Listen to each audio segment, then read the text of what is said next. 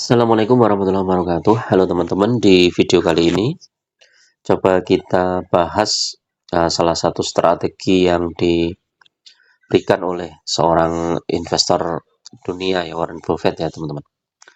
Jadi seorang investor saham itu memang tidak ingin mengalami kerugian besar ya. Tapi kenyataannya ya banyak juga ya, terutama yang pemula itu yang mengalami rugi besar ya. Karena mungkin terjebak di saham gorengan lah atau terjebak di saham-saham yang baru IPO yang nggak ngerti seperti apa ya. Akhirnya dananya terjebak di situ dan lebih celakanya lagi adalah kita sudah all in di situ ya. Dan akhirnya kita mau cut loss juga rugi besar. Terus kita mau tunggu harga sahamnya naik juga sampai kapan ya. Nah, untuk menghindari hal seperti itu ya dari teman-teman, memang lebih baik kita membaca banyak literatur ya dari beberapa pendapat investor-investor besar yang sudah terbukti ya. Itu kita perlu pelajari dan kita dalami ya. Jadi seperti Warren Buffett, kemudian kalau dari di Indonesia Pak Lo Keng Hong gitu. Walaupun tidak semua saham yang mereka pegang kadang cocok dengan kita ya, tapi secara prinsip itu ada hal-hal yang patut kita pakai ya. Nah, di artikel ini ya, kalau kita lihat, di Warren Buffett tuh seorang yang sangat berhati-hati ya dalam berinvestasi ya. Walaupun dia pernah menyatakan bahwa seorang investor saham itu ya jangan takut rugi ya. Kalau takut rugi ya nggak pernah investasi. Itu bukan berarti bahwa kalau nggak takut rugi kita investasinya sembarangan ya. Nggak masalah rugi nggak masalah. Nah, itu dulu juga pernah saya alami teman-teman. Karena memahami prinsip yang salah ya, nggak takut rugi akhirnya membeli saham sembarangan ya. Beli saham gorengan, akhirnya rugi, jual, cut loss, habis dijual sahamnya naik, kemudian masuk lagi, akhirnya rugi lagi, eh, pindah lagi saham yang lain, gorengan lagi, rugi lagi, sampai dananya akhirnya habis ya, kapok lah istilahnya. Tidak takut rugi itu bukan seperti itu teman-teman. Jadi artinya kita benar-benar berhati-hati dalam berinvestasi. Kita tentukan saham yang akan kita bidik, misalnya saham A gitu. Nah, saham A ini sudah kita pelajari ya, fundamentalnya bagus, teknikalnya bagus, harga sahamnya juga stabil ya, dalam jangka panjang itu stabil terjaga ya, nggak turun terus ya. Kalau kalau harga sahamnya turun terus itu dalam jangka panjang, misalnya 5 tahun kok turun terus ya, hindari aja. Betapapun orang mengatakan dia bagus itu, kalau tren harga sahamnya turun ya, kalau saya hindari. Nah, jadi artinya ketika kita memutuskan saham, misalkan kita membeli saham apa ya, apa ya, misalnya BCA lah misalnya atau BRI ya, kita beli saham itu, terus kemudian dalam jangka setahun kok turun. Nah, kalau kita nggak sabar, kita pasti akan cut loss. Nah, seharusnya bukan seperti itu. Kalau kita sudah yakin ya saham ini dalam jangka panjang bagus, nah saat turun ya udah kita beli lagi sahamnya, beli lagi sahamnya, beli lagi sahamnya. Jadi kita hanya fokus di jumlah lotnya saja sampai targetnya tercapai ya. Misalnya kita punya membidik saham BRI, pengen punya 1000 lot misalnya. Ya udah kita masuk misalnya 100 lot, dan punya dana masuk lagi 200 lot, punya dana masuk lagi. Nah, kita misalnya portofolio kita masih minus ya, karena kalau kita lihat saham BRI ini kan minus, masih minus ya 1 tahun. Kita nggak usah lihat portofolio itu, kita fokusnya di jumlah lot. Oh, jumlah lot saya masih sekian, masih sekian. Nah, nanti ketika kita fokus di jumlah lot, ketika saham BRI ini balik lagi ke harga semula ya, atau 1 tahun sebelumnya, nah itu kita sudah cuan teman-teman, sudah cuan lebar dan cuannya banyak ya, karena kita sudah jumlah lotnya udah banyak.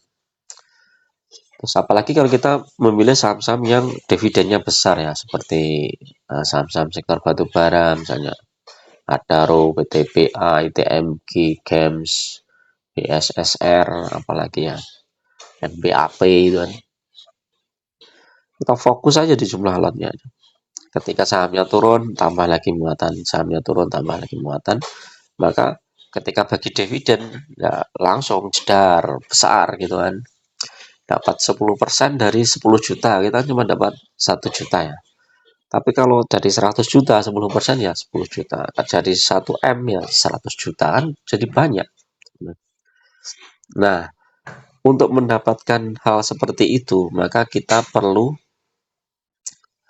menangkap momentum ya. Jadi misalnya saat terjadi krisis ya, seperti kemarin tahun 2020 saat krisis COVID, semua saham turun ya, saham turun semua.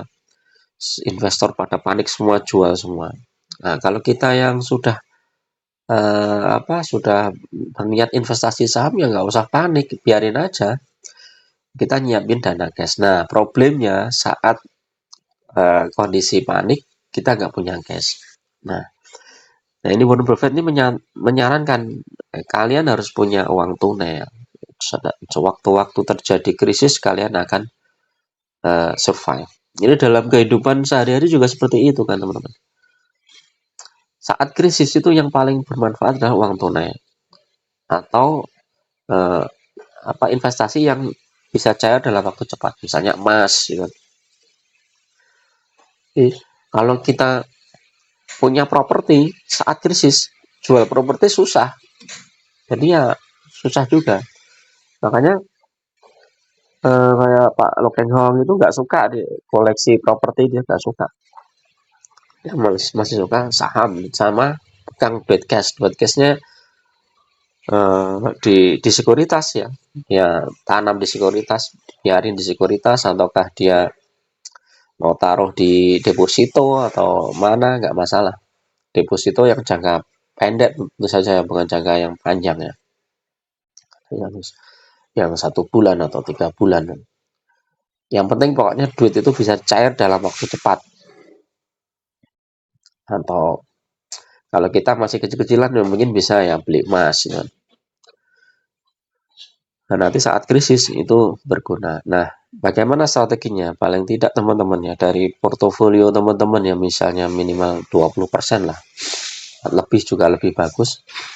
Misalnya punya portofolio 100 juta ya paling nggak punya uang cash 20 juta minimal, atau di atas itu lebih bagus.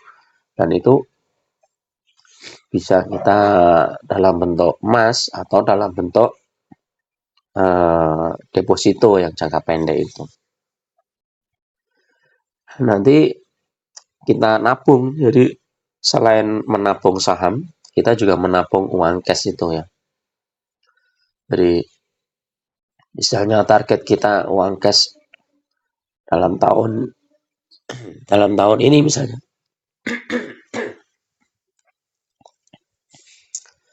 mohon maaf ya, agak flu nih. Misalnya target kita misalnya 20 juta misalnya.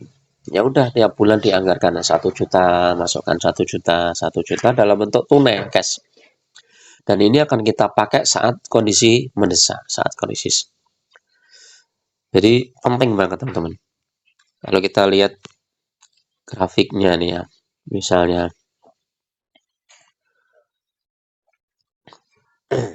nah ini ada Roni terkoreksi dalam itu saat tahun 2020 nih, harga 645 ya.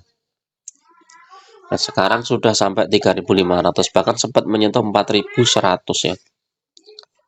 Bayangkan kalau kita punya uang cash di sini ya, maka ini akan potensial profitnya besar banget ya.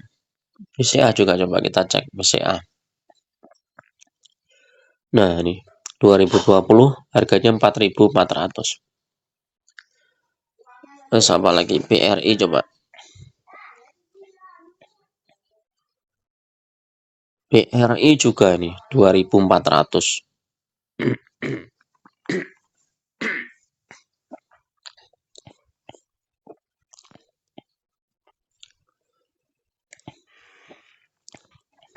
ITMG 6.000. Sampai 6.000 teman-teman. Sekarang udah 27.000. Bahkan sempat menyentuh 45.000 ya. Jadi kalau ini saat harga batu bara naik tinggi ya. Jadi ada peluang yang sangat besar ketika terjadi krisis ya. Saat krisis orang banyak ketakutan ya, tapi investor-investor besar nih menunggu momentum sampai betul-betul harga yang dia bidik itu di harga bawah ya, saham yang dia bidik itu di harga bawah. Nah ini saya menyimpan banyak uang tunai di tangan sehingga kita dapat menahan kerugian yang belum pernah terjadi sebelumnya dan cepat meraih peluang akuisisi atau investasi ya. Jadi uang tunai lah, cash is the king, itu penting banget teman-teman. Jadi dan ini bisa memberikan keuntungan sekitar 50-100% ya. Ya besar banget kalau kita mengincar suatu saham yang benar-benar bagus. Oke, itu dulu teman-teman ya untuk review pagi ini ya. Yang pertama adalah jangan salah mengartikan. Jadi setiap investasi saham itu pasti ada untung dan rugi ya. Kita harus siap untuk ini menahan kerugian, potensial loss ya, tetapi tidak kita jual karena ya memang kita investasinya jangka panjang, bagus di jumlah lotnya. Terus yang kedua adalah selalu persiapkan uang cash untuk menangkap momentum ketika nanti terjadi krisis ya.